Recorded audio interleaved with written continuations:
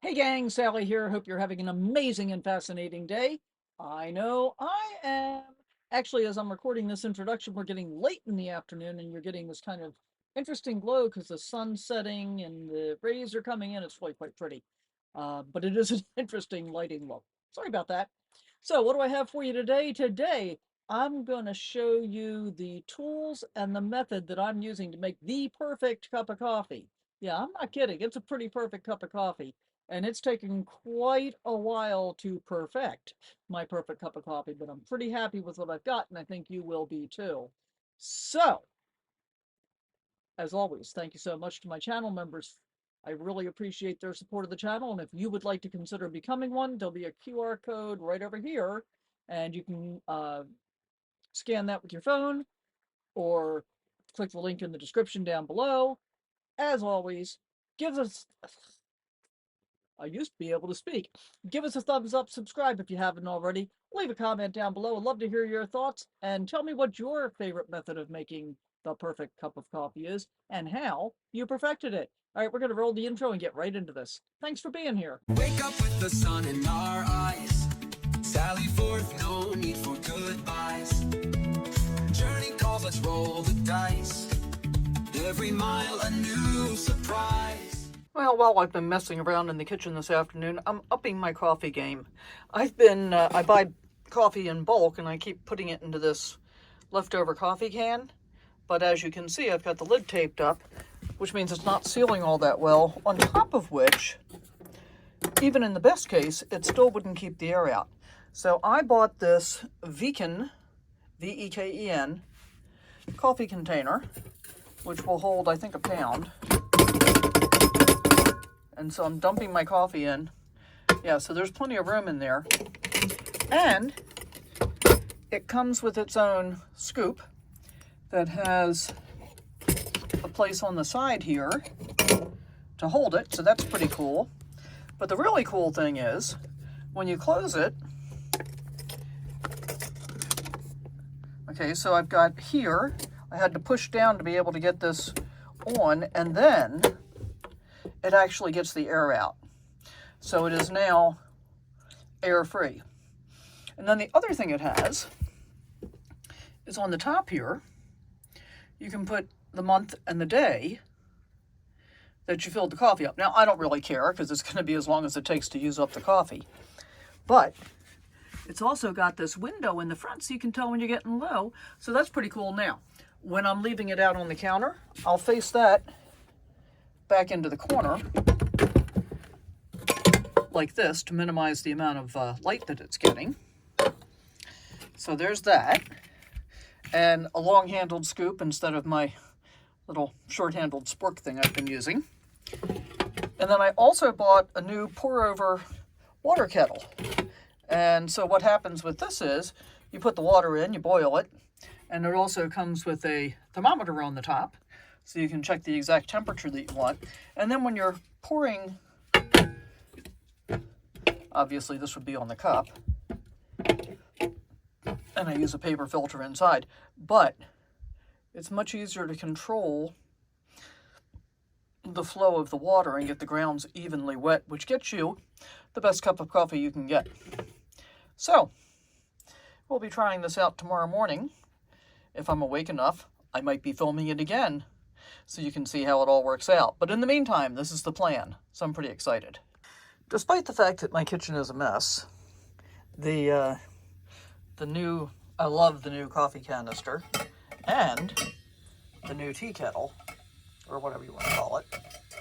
And the method makes it a really good cup of coffee, actually much better than using my old collapsible tea kettle. So let me get the filter in here and I'll show you how it works, step by step. Right, so I've got the dry filter loaded in my stainless steel filter, and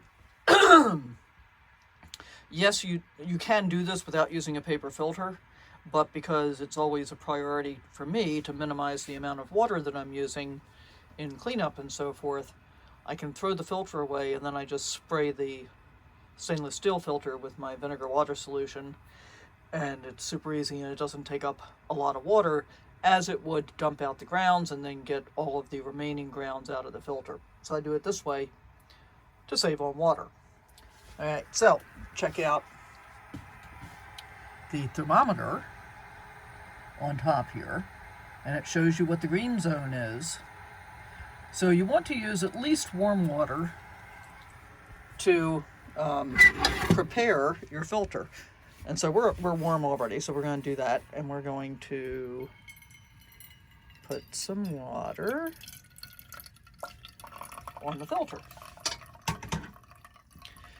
Now, this water that we've put in the filter, we don't want that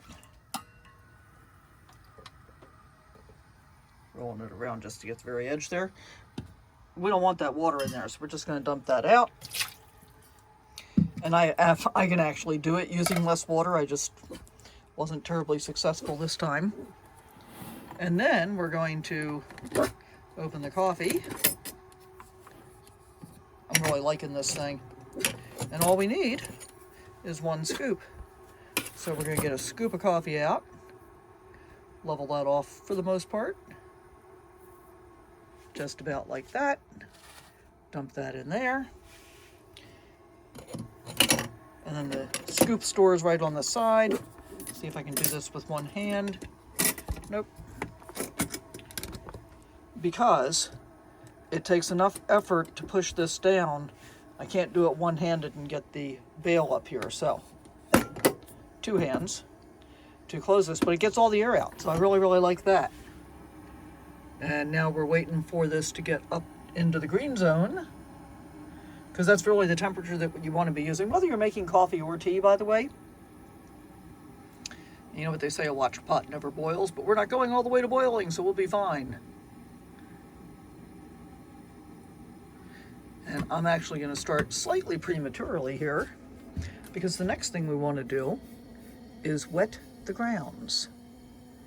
This is called the bloom, and the goal is to get all of the grounds wet. You don't want to pour it just in one location, because that will end up giving you weaker overall coffee. And then that's going to sit for a minute or so while it's blooming, and while this water is finishing getting all the way up to temperature. And we're there. So we're going to turn this off. And then watch this pour. So basically, you just pour slowly in a circular pattern. Now, the one thing you have to be careful about is, it is possible to actually overflow your coffee cup. And if you read all the directions, it says it should take about a 3-minute pour. I'm not quite that slow. We're going to let that drain for a moment. And I'll check and see how much coffee is actually in the cup before I continue pouring. But can you see those beautiful grounds? Here, I'll let you see. We're about 2/3 full. So we're going to go ahead and add a little more water here.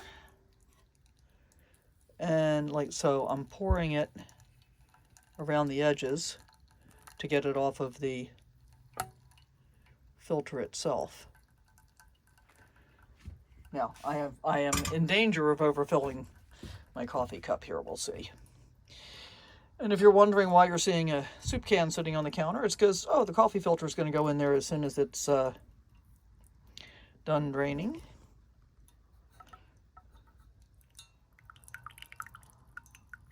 Yeah, that's looking good. So one of the things that I'm noticing with this new tea kettle is that it actually drains more slowly than when I was pouring from the collapsible tea kettle. And I think that's because I'm able to really control the flow of the water onto the grounds a whole lot more easily. And we're getting a little bit of froth kind of on top of the grounds there, which I think is very cool. Okay. Can I get rid of the filter one-handed? Maybe.